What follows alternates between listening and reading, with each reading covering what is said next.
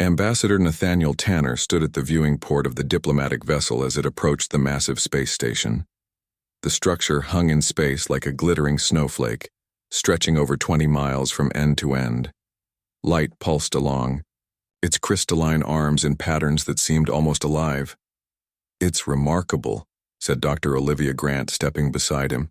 She tucked a strand of blonde hair behind her ear and adjusted her translation device, the Concordance Station, built by 47 different species working together. Nathaniel nodded, his expression serious under his neatly trimmed beard. "And now they want to talk to us. The question is why?" Humanity had discovered faster-than-light travel only 30 years ago. They were newcomers to the galactic community, with just a handful of colony worlds and a modest fleet. The Elder Empire, by comparison, had existed for over 10,000 years. They controlled 3 galactic arms and technology that seemed like magic to human scientists. When the Elder Empire had made contact 6 months ago, everyone on Earth expected either conquest or dismissal. Instead, they had received an invitation. "Approaching docking bay," announced the pilot. "The Elder delegation is already waiting." Nathaniel straightened his blue diplomatic uniform. "Remember the briefing. We know almost nothing about their social structures or expectations. Follow my lead and stay alert." The ship settled into the docking bay with a gentle thud. Through the viewports, Nathaniel could see the welcome party, a group of tall, slender beings with iridescent skin that shifted colors like oil on water, the Elders. The airlock cycled open, and Nathaniel led his team forward. He had practiced the traditional Earth greeting countless times, a slight bow, right hand over heart, left hand extended palm up. "On behalf of Earth and her colonies, we extend friendship and gratitude for your welcome." The lead elder, nearly 7 feet tall with skin cycling through shades of blue and green, stepped forward. Instead of returning the greeting, the alien performed an elaborate bow that seemed almost nervous. "The Elder Empire welcomes humanity with profound respect," the alien said, its voice musical through the translation device. "I am Chief Arbiter, Zimithul. We have anticipated this meeting with great care." Something in the way the alien hesitated made Nathaniel glance at Olivia. She had noticed it too. The humans were escorted through gleaming corridors filled with representatives from dozens of species. Some resembled Earth creatures, reptilian, insectoid, even vaguely feline, while others defied any familiar classification. What struck Nathaniel most was how they all moved aside as the human delegation passed, offering gestures that the translation software identified as deep respect. "This makes no sense," Olivia whispered as they walked. "We're the newest, least advanced species here. Why are they treating us like visiting royalty?" Their destination was a vast chamber with a circular table. Representatives from what appeared to be the senior species of the Elder Empire were already seated. As the humans entered, every alien rose to their feet, tentacles, or whatever approximated standing in their physiology. Nathaniel followed protocol, greeting each representative with carefully practiced respect. When he accidentally bumped into a small floating creature, spilling a drop of some blue liquid from its container, the entire room seemed to freeze. "I sincerely apologize," Nathaniel said quickly. No disrespect was intended. The tension in the room dissolved immediately, with the small creature bobbing in what seemed like relief. "Your courtesy is noted with appreciation, Ambassador," said Semithul. "Please be seated. We have much to discuss." The meeting progressed smoothly, covering trade agreements, cultural exchange protocols, and territorial boundaries. Throughout it all, Nathaniel could not shake the feeling that the elders were watching him and his team with unusual intensity. During a brief recess, Olivia pulled him aside. "They've classified us," she whispered excitedly. "I overheard 2 of them talking. We're designated Category 7. "What does that mean?" "I don't know, but from context, we're the only species with that designation." When the session resumed, Nathaniel decided on a direct approach. "Chief Arbiter, my delegation is curious about humanity's classification within your system. We understand we hold a unique status. The room went silent. Gizmathul's skin darkened to a deep purple. You are, observant ambassador. Yes, humanity holds a special place in our considerations. You are Category 7, the only such designation in known space. And what exactly does Category 7 represent? Nathaniel pressed.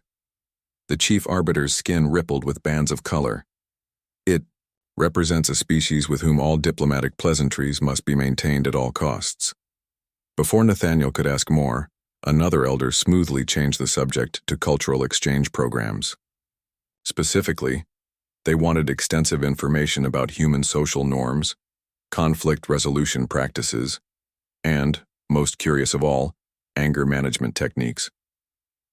Later that evening, at the reception held in the human delegation's honor, Nathaniel observed something strange.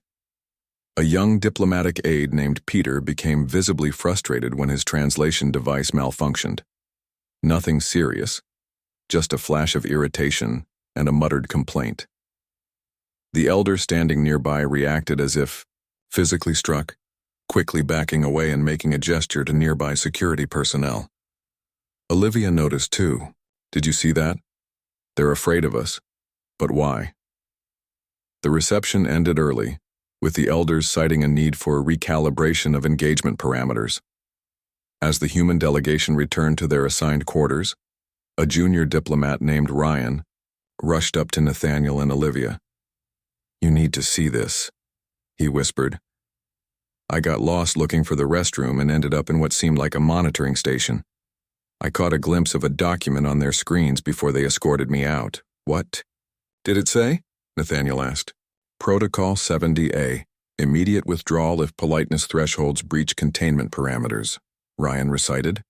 And below that, under no circumstances allow human delegates to feel disrespected or provoked. That night, unable to sleep, Nathaniel stood at the viewport in his quarters, staring out at the glittering expanse of the Elder Empire's fleet. Thousands of ships, each more advanced than anything humanity had built, all seeming to maintain a respectful distance from the single human vessel docked at the station.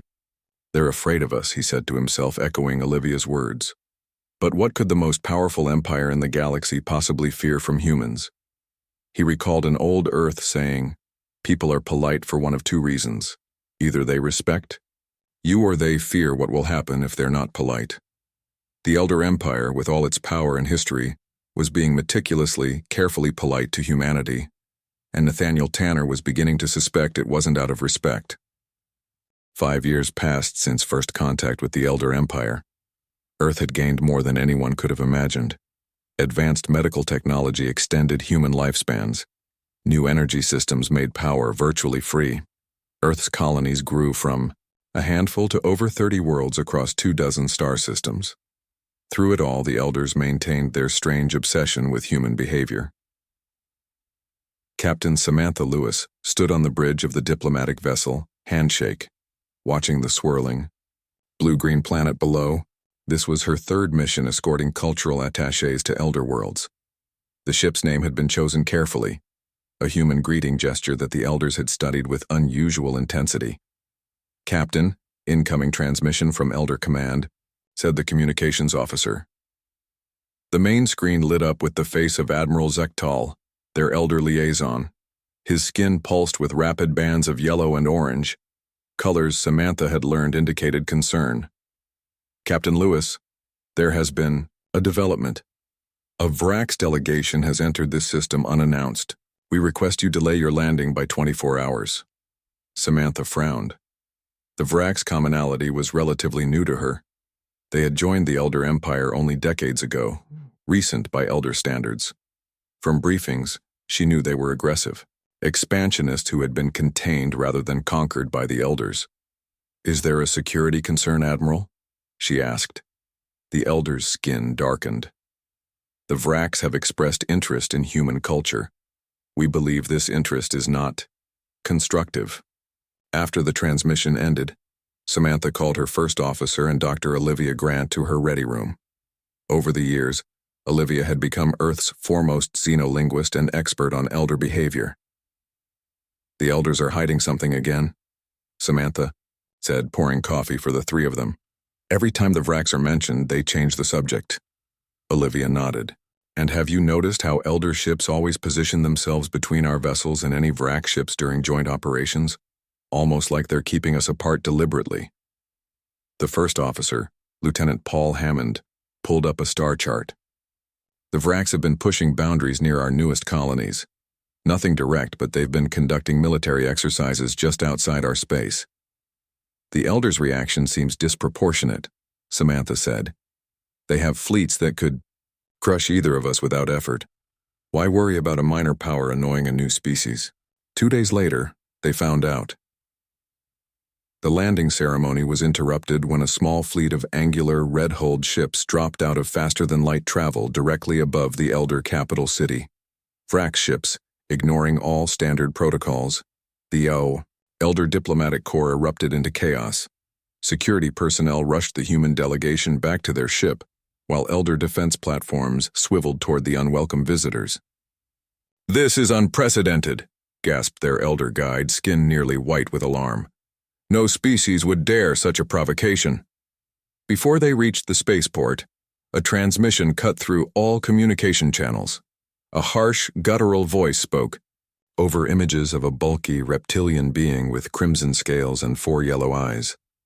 "The Vrak's commonality extends greetings to the human delegation," the being said, showing rows of pointed teeth. "We find the Elder's monopoly on Earth relations restrictive. We propose direct talks without Elder interference." Before Samantha could respond, Elder Communications blocked the transmission. Back aboard the Handshake, an emergency meeting was called with Admiral Zeki Tal and the Elder High Command. The Vraks must not be allowed direct contact with humans, the Admiral insisted, his skin cycling through anxious patterns. Their diplomatic style is incompatible with proper human relations. "With respect, Admiral," Samantha said firmly, "Earth can decide for itself who to talk with. The Vraks haven't threatened us." "You don't understand," Zaktal said, leaning forward. "The Vraks deliberately provoke. It is their cultural way to test new species through insult and challenge. This cannot be permitted with humans." "We're not fragile, Admiral," Samantha replied. "Humans can handle direct talk without falling apart." The Elder's skin darkened to deep indigo. "This is not about human fragility, Captain."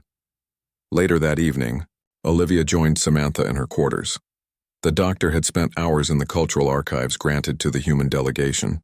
"I found something," she said, excitement in her voice. "References to an event called the Incident at Proxima, classified under highest Elder security protocols. It predates official first contact by nearly 50 years. "They met us before?" Samantha asked, surprised. "Apparently so.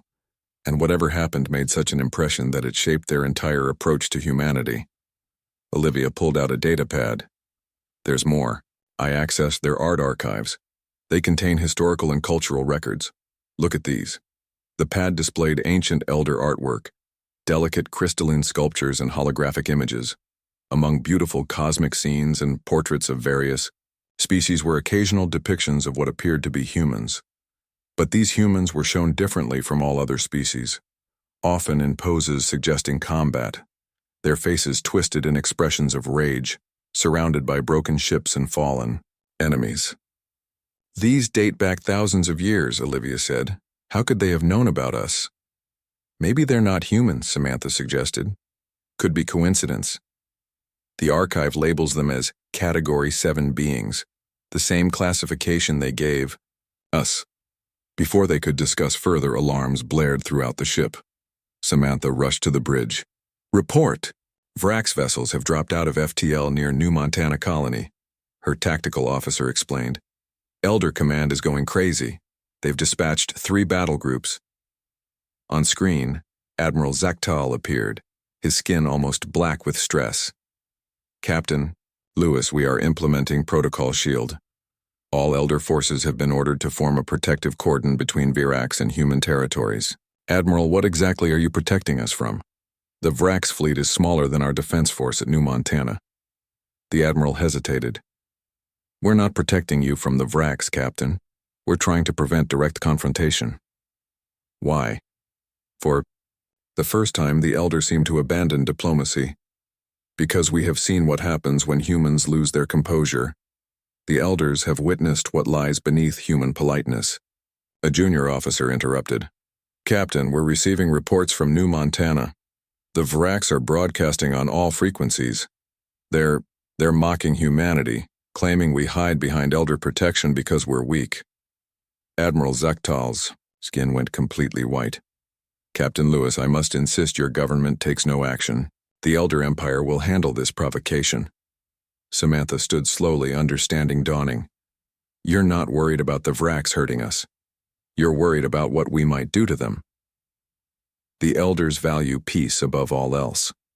Admiral Zechtal said quietly. We have maintained galactic stability for 10,000 years by understanding each species' nature. Human nature is unique. How so? The Admiral's voice became very soft. All other species show their true capabilities openly. Humans are the only ones who become more dangerous when provoked. As if confirming his words, a message arrived from Earth Command. New Montana's defense fleet was moving to intercept the Vrak ships.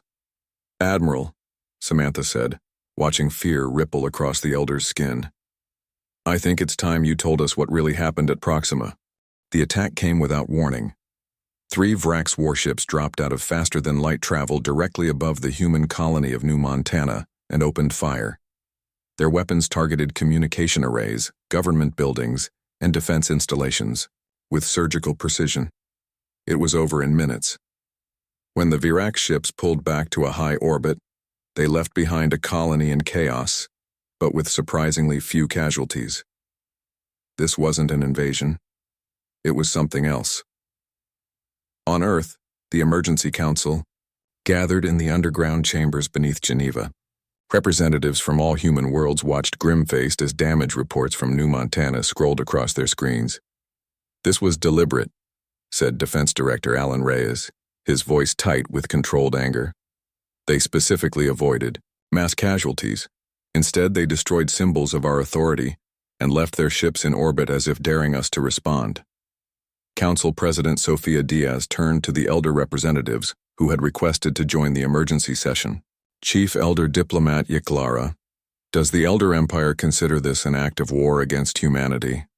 The tall, willowy alien's skin rippled with bands of distressed color. The Elder Empire deeply regrets this unauthorized aggression. The Vraks, commonality, acted without our knowledge or consent. That isn't what I asked, President Diaz said firmly. Yiklara seemed to flinch at her tone. We are prepared to offer reparations for all damages. We will also impose severe sanctions on the Vraks leadership. A murmur of dissatisfaction ran through the human delegates.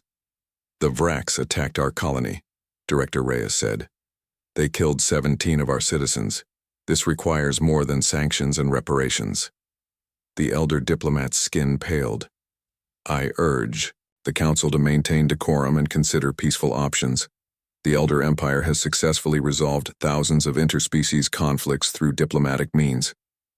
Major Eric Donovan, military liaison for New Montana, stood abruptly.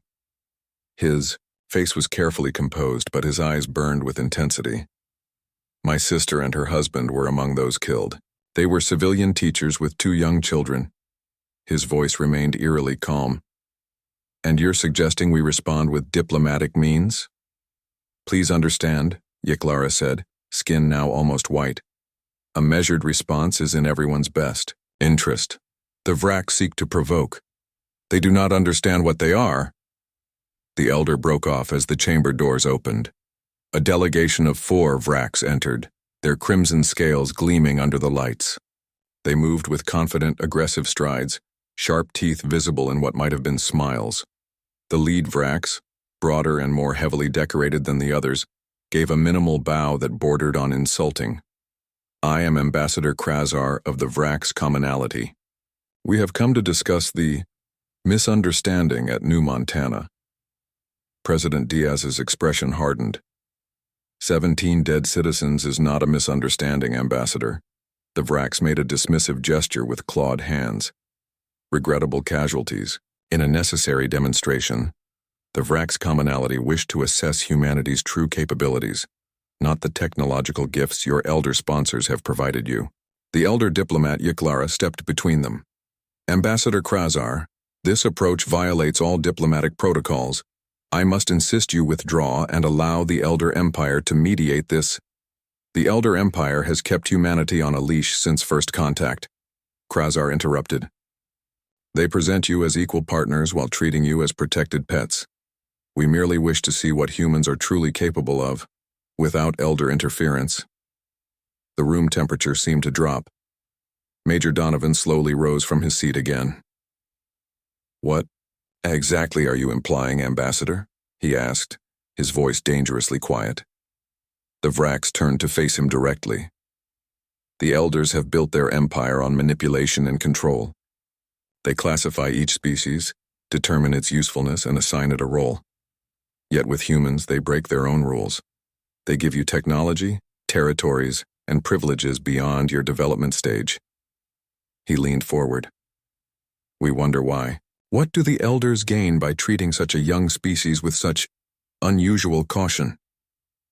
Yiklara moved with surprising speed, positioning herself between the Vrax and the humans. This meeting is concluded, Ambassador Krazar. You will return to your...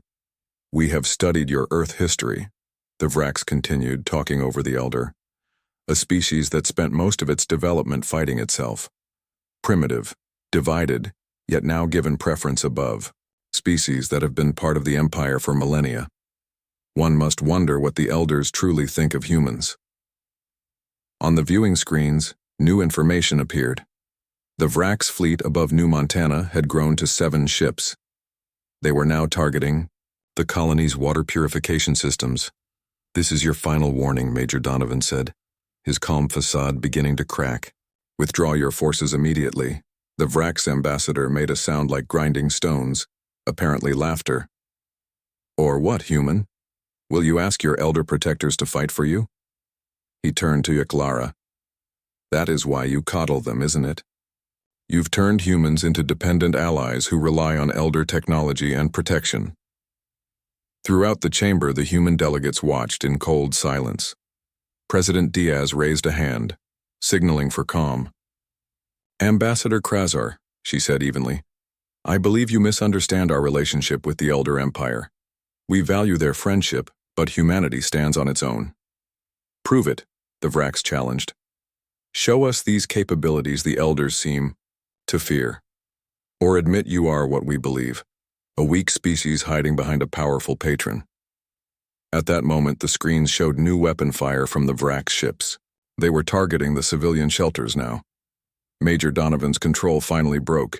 He slammed his fist on the table with such force that the surface cracked. Enough! The elder representatives reacted with immediate visceral terror. Yiklara backed away so quickly she knocked over her chair. The other elders were already moving toward the exits, their skin cycling through patterns that the translation software identified as extreme distress and containment breach. The room's security systems activated automatically, sealing all doors. Emergency containment protocol engaged, announced a mechanical voice. Elder diplomatic safety measures activated. The Vrax ambassador looked from the panicking elders to the suddenly still and focused humans with growing confusion. What is happening? He demanded. Why do they react this way to a simple display of emotion? Across the chamber, the human delegates were rising to their feet, their earlier diplomatic expressions replaced by something harder, more focused. President Diaz tapped a command into her console. In light of the Vrax commonality's actions against New Montana and their continued hostility, I am authorizing Defense Protocol Alpha. Her voice remained perfectly controlled, yet somehow more dangerous than Donovan's outburst. The human fleet will respond accordingly. The Vrax ambassador's confidence wavered for the first time. This is merely a diplomatic demonstration of... No, Ambassador, President Diaz interrupted, her politeness now feeling like a thin veneer over something else entirely. This is no longer a diplomatic matter. You have pushed beyond that point. From the corner where the elder representatives huddled, Yiklara called out in a trembling voice, Human politeness coefficient has dropped to dangerous levels. Recommend immediate de-escalation and separation of species. But the Vrax ambassador, not understanding the warning, made his final mistake. If you were capable of defending yourselves, he said dismissively, you would have done so already. The smile that spread across Major Donovan's face contained no warmth whatsoever. Ambassador, he said quietly, we've been very polite until now. I'm afraid that's about to change. Captain Samantha Lewis and Dr. Olivia Grant moved silently through the lower levels of the Elder diplomatic station. The emergency lockdown had created confusion throughout the massive structure, allowing them to slip away from their quarters, unnoticed. Are you sure about this? Samantha whispered as they approached a secure data terminal. Olivia nodded grimly. The Elders are hiding something crucial about their history with humans. After what happened in the council chamber, we need answers. News of the confrontation with the Vrax ambassador had spread quickly. The Elder representatives had initiated emergency quarantine protocols across all diplomatic facilities where humans were present. It was as if they expected humans to transform into something dangerous at any moment. Olivia connected a small device to the data terminal, a decryption tool developed by Earth intelligence based on Elder technology they had been freely given. The irony wasn't lost on either woman. I'm in, Olivia said after a moment. Searching for references to Proxima Incident and Category 7. The screen filled with warning symbols, but the decryption tool continued its work. Finally, a series of files appeared marked with the highest security classification. This goes back 53 years, Olivia murmured as she scanned the first document. Before official first contact. Samantha leaned closer. What does it say? It's a mission report from an Elder scientific vessel called the Harmonious Inquiry. They were conducting a survey of the Proxima Centauri system when they encountered, oh my God. The document described the Elder vessel detecting an unknown ship near Proxima Centauri b. This was the EAS Pioneer, one of Earth's first faster-than-light vessels, on a mission that the public had been told ended in an accident with all hands lost. They made contact. Olivia continued reading. The Elder captain invited the human crew aboard for peaceful exchange. The report described the initial meeting as cordial. The 5 human crew members were cautious, but diplomatic. They explained they were explorers from Earth, a planet still developing interstellar travel capability. What happened next changed Elder Empire policy forever. The Elder scientists, following standard procedure for encountering a new species, attempted to detain the humans for comprehensive study. When they informed the Pioneer's crew that their ship would be confiscated for research purposes, something unexpected happened. Listen to this, Olivia said. Her voice hushed. The human behavioral patterns shifted with unprecedented speed. Subject A. Rodriguez initiated physical resistance after Captain Zicavril refused to allow their return to their vessel. When security personnel attempted restraint, all 5 humans displayed combat efficiency vastly exceeding predicted capabilities based on their physiology. The report continued in clinical detail. 5 humans, armed only with improvised weapons, had fought their way through an Elder cruiser crewed by over 60 aliens with advanced technology. The report noted with clinical detachment how the humans' movements became more efficient, their coordination more precise, and their strength seemingly enhanced once the confrontation began. Most concerning was the complete transformation in demeanor, Olivia read. During diplomatic exchange, the humans displayed standard social engagement patterns. Upon threat detection, they transitioned to combat efficiency with no discernible preparation. Elder security personnel reported difficulty predicting human actions due to this immediate state change. Samantha stared at the screen in disbelief. They thought we were deliberately hiding our true capabilities. Exactly, Olivia said. Look at this psychological assessment. Unlike all documented species, humans maintain separate neurological states for social interaction and survival. Response. This duality presents unprecedented strategic concerns. When engaged diplomatically, humans appear cooperative and non-threatening. When threatened, they access combat capabilities that appear to have been deliberately concealed. They continued through the classified files, finding decades of elder studies on human behavior following the Proxima incident. The elders had been secretly observing Earth long before official contact, becoming increasingly alarmed by human history. They developed a theory, Olivia explained as they read, that human politeness evolved as a restraint mechanism, a way for a naturally dangerous species to coexist without triggering each other's combat responses. One file contained research comparing human combat effectiveness to other species. Despite their average physical strength, humans displayed unusual endurance, pain tolerance, and adaptive tactics under threat. Most concerning to the elders was their discovery about their own species' limitations. Elder physiology, while advanced in many ways, had a critical weakness. Their neurological systems were incapable of the rapid state switching that humans took for granted. Their brains operated in a constant state of balance and harmony, excellent for cooperation and technology development, but leaving them vulnerable to species that could rapidly transition to combat readiness. That's why they're so afraid, Samantha realized. Their entire civilization is built on predictability and consistent behavior patterns. We're the opposite. We can go from friendly to fighting in an instant. Olivia opened another file. Video record.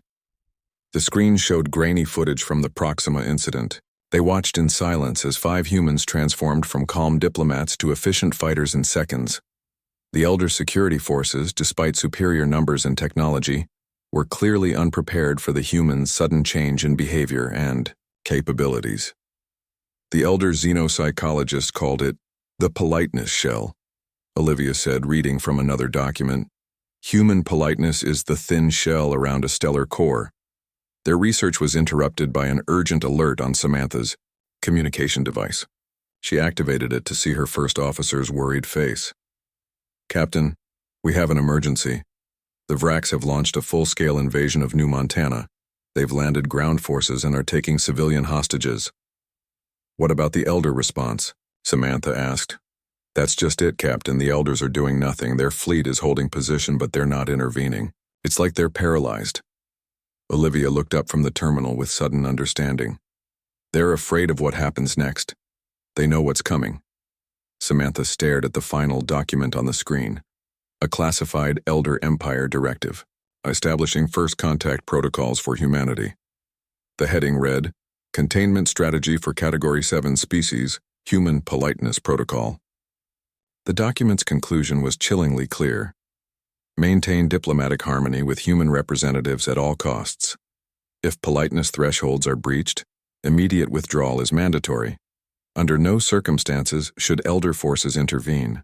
In human combat operations, once restraint mechanisms have been abandoned, the only effective containment strategy is to ensure humans never have reason to abandon politeness. "They're not going to help us," Samantha said, closing the files and standing. "They're going to wait this out." Her communication device chimed, again with an incoming message from Earth Command. The text was brief. "All ships mobilized. Defense Protocol Alpha activated." "What now?" Olivia asked. Samantha's expression hardened in a way that would have terrified the elder diplomats had they been present to see it. "Now," she said quietly, "we show the Vraks why the elders have been so careful to keep us polite." Admiral Kate Winters stood on the bridge of the Earth flagship Liberty as it dropped out of faster-than-light travel at the edge of the New Montana system. Behind her, 117 human vessels emerged in perfect formation, the largest fleet humanity had ever assembled. "Status report," she said calmly, her gray eyes fixed on the main view screen. 7 Vraks warships in orbit around New Montana, her tactical officer replied. "They've established ground positions near the main colony. We're receiving distress signals from multiple locations." On a secondary screen, elder vessels were visible at the system's edge. Over 30 ships, each far more advanced than anything in the human or Virax fleets, yet they remained motionless, maintaining their distance from the conflict zone. "The elders are hailing us, Admiral," the communications officer said. "Put them through." The screen showed an elder official, skin pale and rippling with complex patterns of distress. Admiral Winters, the Elder Empire strongly advises against direct confrontation with the Vrax forces. We are prepared to negotiate an immediate cessation of hostilities and full reparations for damages sustained. Kate's expression remained perfectly neutral. Thank you for your concern. However, this is now a matter between humanity and the Vrax. Commonality. Please reconsider, the Elder pleaded. The Vrax do not understand what they have provoked. There are diplomatic solutions. There were diplomatic solutions. Kate interrupted gently. That opportunity has passed. She turned to her communications officer. Send a message to the Vrax fleet. Inform them that they have 1 hour to withdraw all forces from New Montana and release all hostages unharmed. As the message was transmitted, Kate opened a secure channel to all human vessels. This is Admiral Winters to all ships. We have spent years being polite. We have respected Elder protocols. We have embraced diplomatic solutions. That ends today. The Vrax have mistaken our courtesy for weakness. It is time to correct that misunderstanding.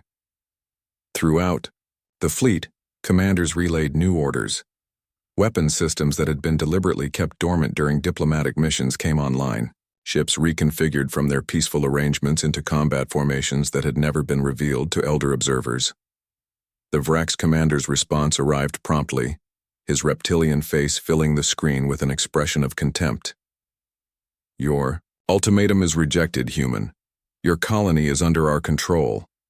The Elder Empire watches but does not intervene. This confirms what we have suspected. You are a protected species, incapable of defending yourselves without Elder assistance. Kate nodded slightly. I see. Please stand by for our response. She turned to her tactical officer and gave a simple command. Initiate Protocol Alpha. Across the human fleet, a transformation took place. The ships that Elder observers had classified as diplomatic and transport vessels with limited defense capability suddenly revealed their true nature. Hidden weapon ports opened. Energy signatures doubled, then tripled as systems that had been running at minimal capacity surged to full power. The Vrax commander's next transmission showed the first flicker of uncertainty. What deception is this? Your vessels were scanned. Upon entering Elder space, they did not contain such capabilities. Kate didn't bother to respond. Instead, she opened a channel to all human ships. All vessels you are authorized to engage. I regret to inform the Vrax commonality that we must temporarily suspend diplomatic courtesies. What followed stunned the observing Elder Empire. Human forces moved with coordinated efficiency that contradicted all previous performance models. Ships executed maneuvers that should have been impossible with their known technology level. Weapons struck with precision that suggested years of advanced combat training that had somehow remained completely hidden from Elder observation. The Vrax fleet, confident in their superior numbers and firepower, found themselves outmaneuvered at every turn. Their most powerful weapons seemed to pass harmlessly through human vessels that shifted position with impossible speed. Their strongest shields collapsed under concentrated fire from weapons that had never been revealed in any technical exchange. In the Elder Command Center, analysts watched in fascinated horror as their worst fears were confirmed.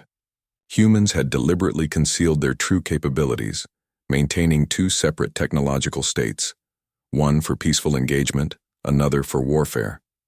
Within hours, 5 of the 7 Vrax ships had been disabled or destroyed. Ground forces reported that human Marines had somehow bypassed their strongest defensive positions, appearing inside secure facilities without triggering alarm systems. The Vrax commander, his ship crippled and venting atmosphere, sent a final transmission. This is impossible. You were studied, categorized. Your capabilities were known. Admiral Winters replied with perfect politeness. No, Commander. You studied us while we were being polite. That is something entirely different. 48 hours after the battle began, it was over. The surviving Vrax forces had surrendered unconditionally. New Montana was secure. The human fleet formed a protective cordon around the planet, their weapons still powered, but no longer firing. On the Vrax homeworld, leaders sent desperate pleas to the Elder Empire for intervention, fearing human retaliation against their civilian populations. Admiral Winters sat in her ready room, calmly drinking tea when the elder diplomatic vessel finally requested permission to dock with the Liberty. She granted it without comment. Elder Chief Diplomat Yiklara entered cautiously, skin shifting through uncertain patterns. 2 science officers followed, their recording devices capturing every detail of the human vessel, now that its true nature had been revealed. Admiral Winters, Yiklara began hesitantly, the Elder Empire wishes to express its concern about recent events. Kate smiled pleasantly. Would you care for some tea, Diplomat Yiklara? The elder seemed startled by the ordinary courtesy after what they had witnessed. Yes, thank you. As she poured the tea with steady hands, Kate spoke conversationally. I assume you're here to discuss the Vrak situation? Yes, Yiklara said carefully. The level of force displayed was unexpected. Not by you, Kate replied. Your people have known what we're capable of since the Proxima incident. You just hoped never to see it directly. The elder diplomat's skin darkened in confirmation. We hope this hasn't caused a permanent change in our relationship, Yiklara said cautiously. Kate smiled warmly, her demeanor once again perfectly matching the diplomatic profile the elders had documented over years of observation. Not at all. We're quite happy to return to being courteous, now that there's no reason not to be. The relief that spread across the elder's features was almost comical. 3 weeks later, the Elder Empire Council formally revised its primary directive regarding human interactions. The new protocol was distributed to all species within their jurisdiction. The Elder Empire's only command: never push humans to lose their politeness, for everyone's sake. In a secure briefing chamber, elder scientists presented their findings to newly arrived diplomatic representatives from a species seeking admission to the Empire. The new species had asked specifically about the small but surprisingly influential human territories. You will find humans pleasant and cooperative, the elder briefing officer explained. They will treat you with respect and courtesy. They will negotiate fairly and honor their agreements without exception. The alien representative nodded in understanding. They sound like ideal trading partners. The elder's skin darkened slightly. They are. And there is only one rule you must remember in all your dealings with them. What is that? Always be polite to them, the elder said gravely. No matter what happens, no matter what is at stake, maintain perfect courtesy with humans at all times. Or what? Asked the alien, curious about the intensity in the elder's voice. The elder showed the briefest recording from the Battle of New Montana, human ships moving with impossible precision, their hidden weapons unleashing devastating power against the Vraks. Or you will discover what lies beneath their politeness, the elder said quietly, and no one who has seen that has ever wished to see it twice.